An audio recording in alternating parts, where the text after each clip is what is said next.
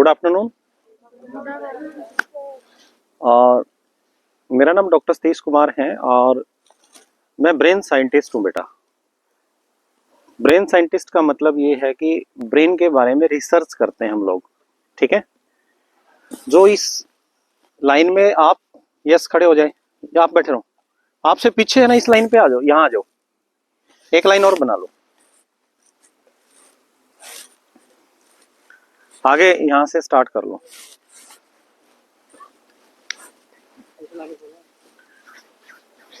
Yes, आगे आ जाओ। आपको सुनाई दे रहा है बेटा अच्छे से? पीछे से है ना, दो बच्चे उधर से खड़े हो गए, इस लाइन में आ जाएं, उधर से दो तीन बच्चे उस लाइन में आ जाएं।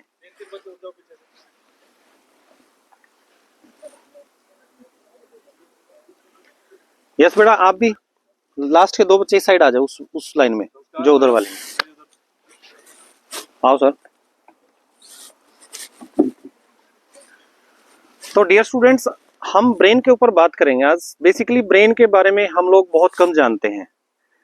एक जापान की टेक्नोलॉजी है जिसका नाम super brain technology, SBT technology बोलते हैं इसको।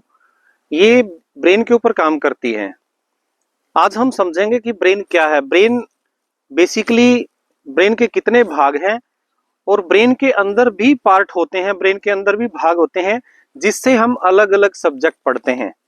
आज तक हमें इतना जरूर पता है कि हम सब्जेक्ट पढ़ते हैं, लेकिन हमें इतना आइडिया नहीं है कि कौन सा सब्जेक्ट ब्रेन का कौन सा भाग पढ़ता है और क्यों पढ़ता है, और ब्रेन का जो भाग पढ़ता है उसको क्या डाइट चाहिए कि वो मैथ सीख ले अच्छे से, और ब्रेन का वो भाग कौन सा जिसको क्या डाइट चाहिए उससे वो इंग्लिश सीख ले या फिर साइंस सीख ले, आपको डॉक्टर बना दे, आपको इंजीनियर बना दे, आपको डिफेंस में भेज दे। तो ये टेक्नोलॉजी मैंने जापान से सीखी बेटा।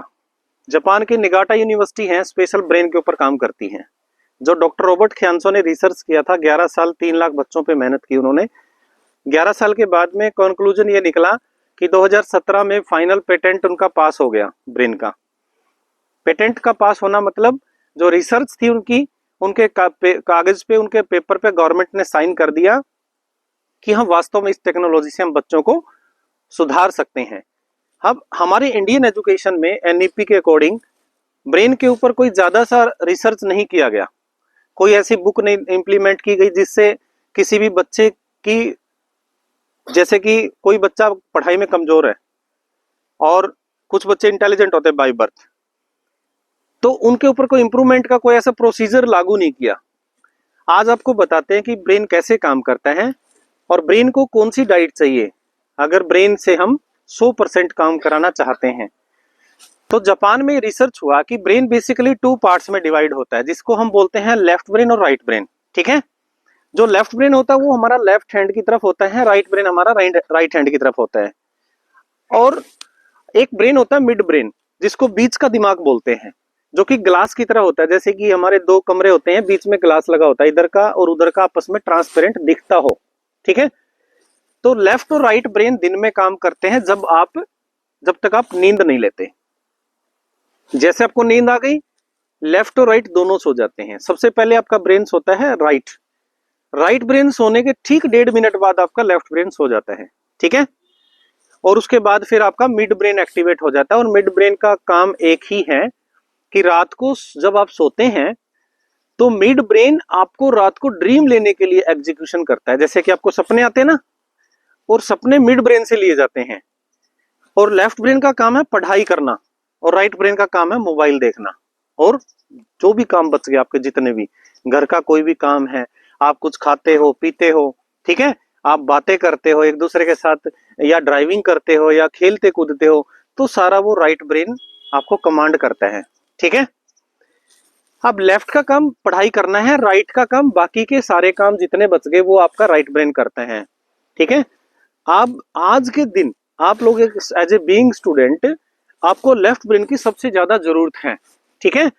और जैसे आप घर पे जाके, अब बच्चे, आप बहुत भाग्यशाली बच्चे हो आप, कि आपको एजुकेशनल लेवल पे आपको इस टाइम पे सोशल मीडिया से दूर रखा जा रहा है।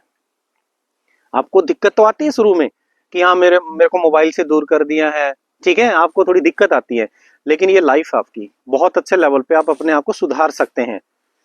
आज आप उन बच्चों से यूनिक हो जो सारा दिन सोशल मीडिया के शिकार रहते हैं।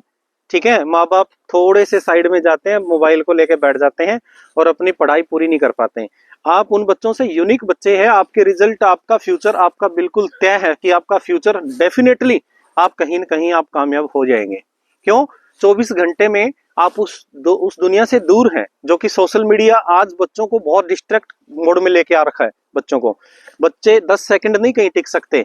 अब जैसे कि स्क्रीन, आप कोई रील देखते हैं, रील 10 सेकंड में आपको पसंद नहीं आती तो आप उसको स्किप कर देते हो आगे, है ना? जैसे फिर अगली रील, फिर अगली रील, रूटीन में आप क्या करते हो, स्कीपिंग मोड में जा चुके हो। जो बच्चे मोबाइल ज्यादा देखते हैं, अब आप लोगों के पास ऐसा कोई सोर्स नहीं है जिसमें आप स्कीपिंग दुनिया में है, नहीं। क्यों? क्योंकि आपके पास मोबाइल नहीं है, आप इतना टाइम वेस्ट नहीं करते, आपका प्रॉपर लेफ्ट ब्रेन काम कर रहा है यहाँ पे। अब हम सब्जेक्ट के ऊपर आते हैं सीधा सीधा। हमारे पास में 5 वेव्स होती है। वेव्स का मतलब तरंगे, ठीक है? Alpha, beta, theta, gamma, delta, ये 5 तरंगे जो होती है, इन 5 तरंगों से हम सारा दिन अपना जीवन जीते हैं। पूरा 24 घंटे का जो हमारा सर्कल है, अगले दिन फिर वही सर्कल आ जाते हैं। तो हमारा अल्फा, बीटा, थीटा, गामा में हम जीते हैं। और जैसे हमारा ब्रेन डेल्टा में आ जाता है, जैसे ब्रेन की न्यूरॉन सेल्स जो होते हैं वो डेल्टा वेव्स में गमन करते हैं, जैसे कि मूवमेंट करते हैं, ब्रेन के अंदर ही फंक्शनिंग होती है, रिएक्शंस होती है। तो जैसे डेल्टा वेव्स में आएंगे तो हम रात को सो जाते हैं। सुबह उठते ही जैसे आप उठते हैं तो हल्का सा आलस आता है ना। आप तो जैसे सुबह उठोगे तो एकदम बेड से तो ऐसा तो है नहीं कि उठ के भाग जाओगे एकदम, है ना? थोड़ा टाइम लेते हो, धीरे धीरे। कुछ बच्चे धक्का स्टार्ट होते हैं, कुछ बच्चे सेल्फ स्टार्ट होते हैं, कुछ बच्चे ऐसे होते हैं जो एकदम जाग आ गई तो आगे तुरंत अपने काम पूरे करने हैं। उन बच्चों का जो जल्दी उठ जाते हैं, जल्दी अपना काम पूरा कर लेते हैं। अब जैसे डेल्टा वेव्स की फ्रीक्वेंसी बताता हूं आपको, 0 से 4 आवृत्ति पे डेल्टा वेव्स काम करता है जब आप रात को सोते हो। जैसे आप उठ जाते हो तो थीटा वेव्स में ब्रेन आ जाता है। किस में आ जाते हैं? थीटा वेव्स में। बिल्कुल प्रैक्टिकल है ये, ब्रेन साइंस की एजुकेशन है, ध्यान से समझेंगे इसको। थीटा वेव्स में क्या होता है, 4 to 8 हर्ट्ज पे हमारा ब्रेन काम करता है, फ्रीक्वेंसी काम करती है। ब्रेन हमेशा फ्रीक्वेंसी पे चलता है। ब्रेन को ना तो बादाम चाहिए, ना ब्रेन को खाना चाहिए कुछ भी। ब्रेन को 2 चीजों की जरूरत होती है, एक तो फ्रीक्वेंसी की जरूरत होती है और एक ब्रेन को पानी की जरूरत होती है, ऑक्सीजन की जरूरत होती है। जितनी ऑक्सीजन हम लेते हैं उसका 20% ब्रेन को ऑक्सीजन चाहिए टोटल। और जो भी पानी पीते हैं आप, उसका 36% पानी जो है ब्रेन मांगता है। और ब्रेन कभी डायरेक्ट पानी नहीं पीता। ब्रेन को अंदर से, जैसे हमारा अंदर से जो हमारा बॉडी होता है ना, वो इतना गर्म होता है कि पानी की भाप बना देता है, ठीक है? और पानी की भाप ब्रेन को चाहिए होती है।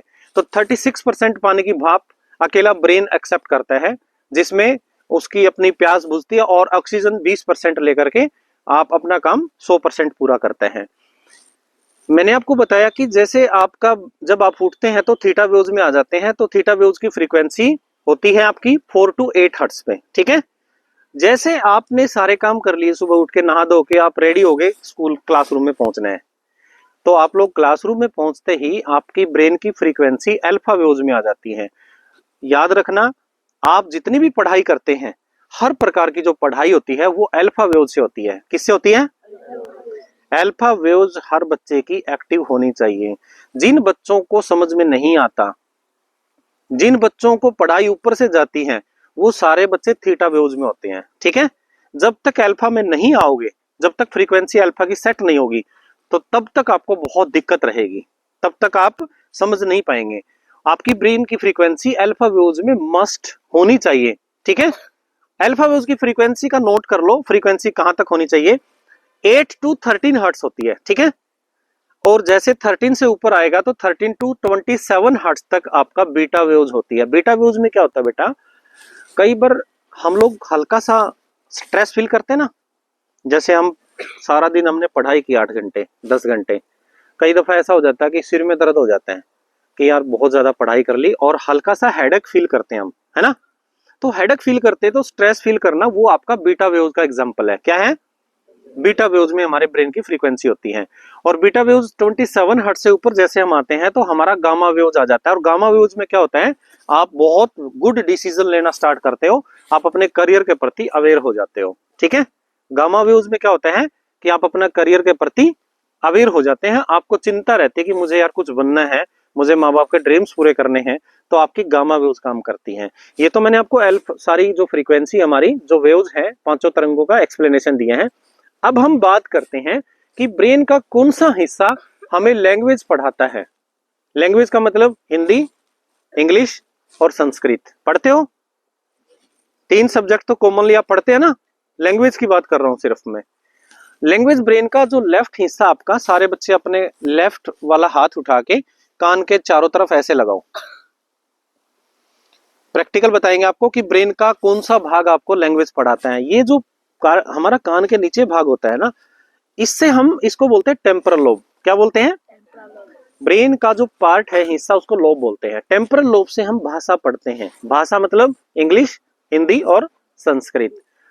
अब हम भाषा में बहुत होशियार होते हैं। जैसे कि क्लास में है ना, कुछ बच्चे ऐसे हैं जो इंग्लिश में बहुत ही शार्प इंटेलिजेंट बच्चे होते हैं। हल्का सा टीचर ने पढ़ाया और तुरंत उसने कैच कर लिया, ठीक है।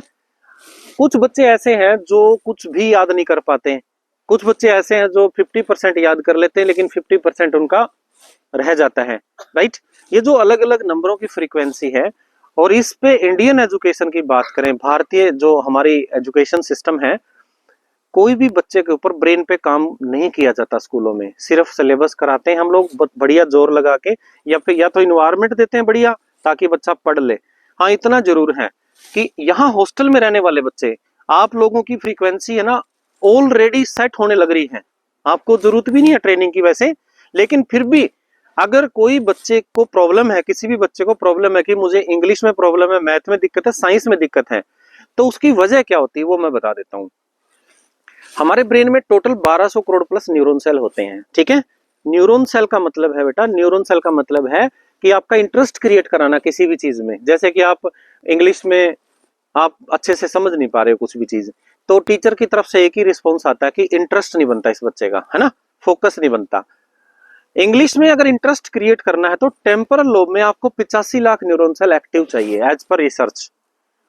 अब जो न्यूरॉन सेल का पता कैसे लगे भाई कितने न्यूरॉन सेल आपके, उसके लिए आजकल मशीनें भी आ चुकी हैं, और बिना मशीन भी बता देंगे आपके कितने न्यूरॉन सेल हैं। आइडिया लगा लो, जिस बच्चे के इंग्लिश में जितने भी नंबर आते हैं, मान ले कि आपके 60 नंबर आते हैं, आपका लगभग 70% का क्राइटेरिया रहता मार्क्स लेने का, ठीक है।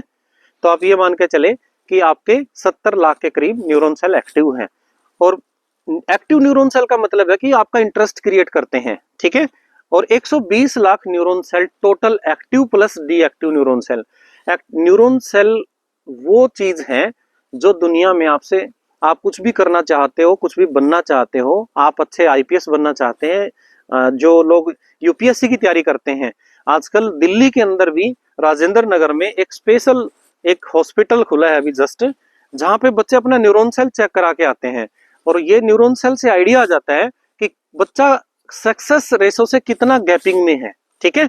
आपके न्यूरॉन सेल आपको कामयाब करने के लिए बहुत ज्यादा रिस्पॉन्सिबल है। आपके न्यूरॉन सेल आपका इंटरेस्ट क्रिएट करने के लिए बहुत ज्यादा रिस्पॉन्सिबल है। तो हम टेम्पोरल लोब से भाषा पढ़ते हैं, और भाषा आप अगर आप इंग्लिश में कमजोर हैं तो आपके इंग्लिश वाले जो न्यूरॉन सेल हैं वो आपके डीएक्टिव है। इस वजह से आप प्रॉपर इंग्लिश में परफेक्ट नहीं बन पाए। अगर आप लोग डॉक्टर बनना चाहते हो मान लो, उसके लिए कौन सा सब्जेक्ट बढ़िया होना चाहिए? साइंस। तो साइंस को पढ़ने के लिए आपका ओसिपिटल लोब होता है जो गर्दन में होता है हमारा, ठीक है, पीछे यहाँ पे गर्दन में जो लोब होता है जिसको ओसिपिटल लोब बोलते हैं। ये ओसिपिटल लोब आपके प्रैक्टिकल सब्जेक्ट पढ़ाता है सारे, जैसे कि कंप्यूटर साइंस हो गया, या ड्राइंग हो गया, या फिर साइंस हो गया, ठीक है, केमिस्ट्री, फिजिक्स, बायो। ये जो प्रैक्टिकल सब्जेक्ट है ना सारे ओसिपिटल लोब पढ़ाते हैं। इसके अंदर आपके 85 लाख न्यूरॉन सेल मस्ट, अगर आप डॉक्टर बनना चाहते हैं। अगर न्यूरॉन सेल कम है, मान लो आपका इंग्लिश साइंस में इंटरेस्ट क्रिएट नहीं हो पा रहा है, हाँ कुछ बच्चे ऐसे हैं जबरदस्ती पढ़ तो लेते हैं लेकिन अगले दिन फिर भूल जाते हैं, उनकी मेमोरी शार्प नहीं होती इतनी खास, उनका डेटा जाता है टेम्परेरी मेमोरी में। ब्रेन पूरा, ब्रेन की जो अनाटमी होती है ना, मतलब ब्रेन का जो अंदर से स्ट्रक्चर होता है वो बिल्कुल प्रैक्टिकल है। जो मैं आपको बता पा रहा हूं उन चीजों को हम बिल्कुल प्रैक्टिकल दिखा सकते हैं कि ब्रेन देखो, जब ब्रेन साइंस का सब्जेक्ट पढ़ता है तो ब्रेन अंदर से रिएक्शन कैसे करता है, मैथमेटिक्स पढ़ता है तो अंदर से रिएक्शन कैसे करता है। तो ओसिपिटल लोब से हम पढ़ते हैं। ओसिपिटल लोब जो होता है ना वो आंखों से कनेक्टेड होता है, और जो लैंग्वेज वाला मैंने बताया टेम्पोरल, वो हमारा कान से कनेक्टेड होता है। और एक भाग होता है जो पैराइटल लोब होता है हमारा चोटी के नीचे, जिससे हम कैलकुलेशन के सारे सब्जेक्ट पढ़ते हैं। कैलकुलेशन के सब्जेक्ट बताओगे कौन कौन से होते हैं? मैथ, रीजनिंग, ठीक है, अकाउंट्स, सीए बनना है, बैंक में जॉब करना है और गवर्नमेंट जॉब में जाना है, यूपीएससी का एग्जाम क्वालिफाई करना है, तो पैराइटल लोब आपका मजबूत होना चाहिए, ठीक है। और डॉक्टर एल्बर्ट आइंस्टीन का नाम सुना सबने? एल्बर्ट आइंस्टीन की 1 मिनट की कहानी बताता हूं मैं आपको। एल्बर्ट आइंस्टीन जब 4 साल 13 दिन के थे बेटा, जब तक तो एल्बर्ट आइंस्टीन मुंह से बोले भी नहीं थे जुबान से, जो जर्मनी में पैदा हुए थे, ठीक है। और उनके पेरेंट्स, जो उनकी मदर पोलिस आइंस्टीन थी और फादर उनके हरमन आइंस्टीन, दोनों आपस में डिस्कस कर रहे थे कि बच्चा 4 साल का हो गया, अभी तक बोला नहीं है, क्या करें इसका, ये तो डाउन सिंड्रोम बच्चा है, मंदबुद्धि का बच्चा है। तो उन्होंने मतलब लक पे छोड़ दिया, चलो जो भी इसका भाग्य है जो होगा। लेकिन खुदन खास्ता एक दिन रात को 8:30 बजे, नवंबर महीने का महीना था, नवंबर महीने की बात है, तो उनकी माता ने उनको एक गर्म चने का सूप बना के दे दिया और एल्बर्ट आइंस्टीन ने एकदम गर्म उठा के पी लिया। और इतना गर्म था कि मतलब उनका मुंह जल गया बहुत ज्यादा। और जैसे भी उनका मुंह जला ना, तो गर्म चीज लगने से उसकी आवाज निकल गई, पता नहीं कैसे भाई, मतलब एक गॉड गिफ्ट था वो उनका मोमेंट। जैसे आवाज निकली तो उन्होंने पहला सेंटेंस बोला कि मम्मा सूप बहुत गर्म है। तो उस दिन से उनके पेरेंट्स चिंता मुक्त हो गए थे कि बच्चा बोलने लगा। रूटीन में 3 दिन का उनका टाइम चेक किया, 3 दिन में बहुत ही उनकी आवाज इतनी अच्छी निकल के आ गई। तो उनके बारे में उन्होंने सोच लिया कि चलो बच्चे का भविष्य बनाएंगे कुछ। जैसे उनकी उम्र 6 साल हुई तो उन्होंने उसको स्कूल में भेजना स्टार्ट कर दिया। उस टाइम 6 साल से कम बच्चे को भेजते नहीं थे, ठीक है। तो 6 साल का बच्चा स्कूल में जाने लगा। तो उन्होंने 10वीं क्लास पास करने के बाद उन्होंने स्विट्जरलैंड के पॉलिटेक्निक कॉलेज में दाखिला लिया, इलेक्ट्रॉनिक्स एंड कम्युनिकेशन में, ठीक है। उसके बाद उन्होंने बीटेक किया, बीटेक के बाद पीएचडी की, और पीएचडी के बाद में उन्होंने इतने रिसर्च किए। E=mc2 का सिद्धांत देने वाले एल्बर्ट आइंस्टीन थे अकेले, जिन्होंने 23 फार्मूले साइंस के फेल कर दिए थे। और आप विश्वास नहीं करोगे, 1921 में नोबेल पुरस्कार विजेता थे। एक बार उनके लिए जोरदार तालियां। आप कभी भी मोबाइल देखो तो यूट्यूब पे जाके आप ये लिखो कि नोबेल पुरस्कार किनको दिया जाता है, उसके अंदर देखना कि कितना उनके लिए क्राइटेरिया चाहिए होता है। और इतना ही नहीं, जैसे उनकी मृत्यु 18 अप्रैल 1955 में एल्बर्ट आइंस्टीन की डेथ हुई थी, तो डॉक्टर थॉमस ने उनका पोस्टमार्टम किया। पोस्टमार्टम के दौरान उनके ब्रेन को निकाल के डब्बे में रख लिया और बॉडी को दाह संस्कार करा दिया, ठीक है। तो डब्बे में रखने के बाद में उस ब्रेन के ऊपर रिसर्च हुआ कि भाई इतना शार्प माइंडेड एक इंसान कैसे हो सकता है।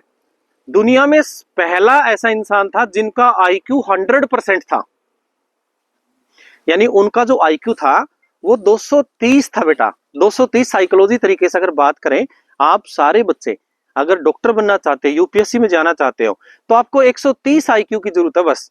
और 230 वाला तो बहुत बड़ा इनोवेटर होगा, है ना, जो कि बहुत कुछ कर सकता है। तो एल्बर्ट आइंस्टीन से शिक्षा लेनी चाहिए कि हम लोग अपने आप को बहुत ही कमजोर समझ लेते हैं। लेकिन आप सारे बच्चे कभी भी ये महसूस मत करना कि दिमाग आपका ठीक नहीं है, आपका दिमाग बहुत परफेक्ट है। दिमाग तो उन बच्चों का खराब है जो कि अभी सर्वे हुआ है 2023 में कि 9 लाख बच्चे ऐसे हैं आपकी उम्र के जो बेड के ऊपर पड़े हैं, जो उठ नहीं सकते, जिनके कभी किसी के एक साइड में दिमाग में दिक्कत है, किसी को आंख में दिक्कत है, किसी को सुनता नहीं है, किसी कोई बोल नहीं सकता, काफी सारी दिक्कत है उनको, ठीक है। तो इस प्रकार से हमारा ब्रेन काम करता है। मैंने आपको बताया सब्जेक्ट वाइज। तो जो पैराइटल लोब था, रिसर्च में पता लगा कि एल्बर्ट आइंस्टीन का पैराइटल लोब के न्यूरॉन सेल सारे एक्टिव थे, 120 lakh. 120 lakh neuron cell active है जिस बच्चे के, वो बच्चा सेल्फ स्टडी भी कर सकता है। सेल्फ स्टडी का मतलब अगर कोई चैप्टर टीचर ना पढ़ाए तो खुद भी पढ़ सकता है।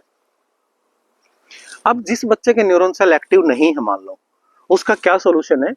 उस बच्चे के ऊपर एक ट्रेनिंग कराई जाती है, 2 दिन 3 दिन का एक ट्रेनिंग सेशन होता है बेटा, ठीक है। कोई भी बच्चा है, मान लो कमजोर बच्चा पढ़ाई में, आप टीचर, अभी आपको कभी ऐसा महसूस होता है ना कि मेरा ये सब्जेक्ट में प्रॉब्लम है, तो आप सर से एक बार डिस्कस करना। तो मैं कोशिश करूंगा कि आप बच्चों को मैं यहाँ पे फ्री में ट्रेनिंग दे के जाऊं। मेरा एक सर से एक रिश्ता है, मेरे फ्रेंड अच्छे पंकज सर, ठीक है, हम दोनों एकेडमी चलाते थे हिसार में। तो मैं ये चाहता हूं कि कम से कम एक दोस्त के नाते आप सभी बच्चों के ब्रेन के ऊपर अच्छे से मेहनत कर सकें। ये मेरा एक्सपीरियंस है लगभग 35,000 बच्चों का, कि आपके ब्रेन की फ्रीक्वेंसी सेट करने की नीड होती है। आजकल क्या है कि हम एकेडमिक सब्जेक्ट पढ़ाते हैं, जैसे टीचर एकेडमिक सब्जेक्ट पढ़ाते हैं, सिलेबस पूरा कराने की कोशिश करते हैं टीचर बड़े अच्छे ढंग से, और आप लोग कुछ बच्चे ऐसे हैं जो बहुत ही अच्छे से कैचिंग पावर कर लेते हैं, ठीक है। कुछ बच्चों का क्या होता है, फ्रीक्वेंसी बिगड़ी होती है, और जिनको टीचर कितना ही अच्छा जोर लगा ले, कितना तरीका अच्छा लगा ले, फिर भी हमें समझ नहीं आता है ना। तो ऐसी प्रॉब्लम है, तो आपकी अल्फा वेव्स की फ्रीक्वेंसी एक्टिव नहीं होती। इसमें जापान ने इसको बहुत अच्छे लेवल पे रिसर्च किया हुआ है, ठीक है। और उसी रिसर्च बेस पे आपको यहाँ पे 1 या 2 दिन का ट्रेनिंग प्रोसेस करेंगे। इस मंथ तो नहीं हो पाएगा, जनवरी में ट्राई करेंगे, ठीक है। जनवरी में आपको 2-3 दिन की क्लास दे के जाएंगे, और उसके बाद आप देख सकते हैं कि आपका ब्रेन बड़े अच्छे लेवल पे काम करना स्टार्ट कर सकते हैं। इसका रिजल्ट मैं 100% कहता हूँ हर बच्चे का आ जाता है, ठीक है। उसमें सारा प्रोजेक्टर पे होता है, विजुअलाइजेशन तरीके से फ्रीक्वेंसी सेट होती है, कोई ऐसा थ्योरेटिकल सब्जेक्ट नहीं होता कि आपको हम पढ़ाएंगे और उससे आप सीख जाएंगे, नहीं, टोटल विजुअलाइजेशन है, ठीक है। तो इस प्रकार से हमारा ब्रेन काम करता है, और ब्रेन की बाकी सारी चीजें हम ट्रेनिंग के दौरान बताएंगे, ठीक है। आप सभी बच्चों के लिए गुड डिसिप्लिन के लिए एक बार जोरदार clapping. All the best for your bright future. Thank you. तो मैडम